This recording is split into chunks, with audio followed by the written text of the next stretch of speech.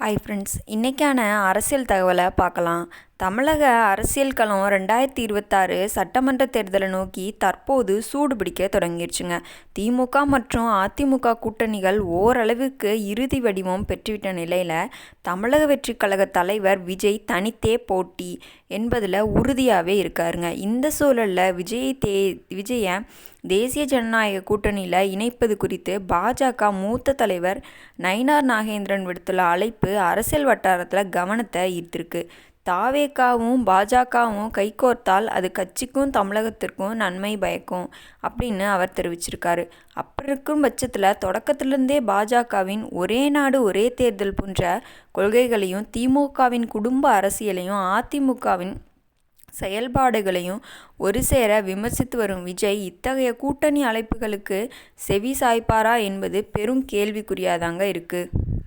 குறிப்பாக அண்மைய காலங்களில் அதிமுகவையும் அவர் விமர்சிக்க தொடங்கிட்டார். அவர் ஒரு மூன்றாவது துருவமாக உருவெடுக்க விரும்புவதையே காட்டுகிறது. பாஜகவுடன் கூட்டணி வைப்பது என்பது தாவேகாவின் அடிப்படை அரசியல் கொள்கைக்கே முரணான அமையக்கூடும். அப்படின்றதுனால நயினார் நாகேந்திரனும் இந்த அழைப்பை விஜய் ஏற்பதற்கான வாய்ப்புகள் மிக குறைவு அப்படின்னு அரசியல் ஆய்வாளர்கள் கருதுகிறாங்க.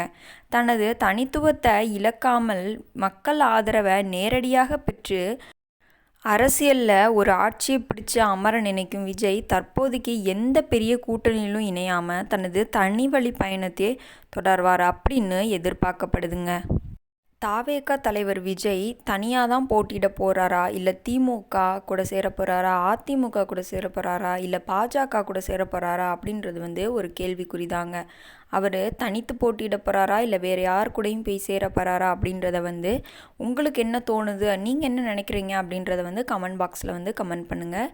நாளைக்கு வேறு ஒரு தலைவர் வேறு ஒரு கட்சியை பற்றின தகவல்கள் கொண்டு வரேன். Bye friends.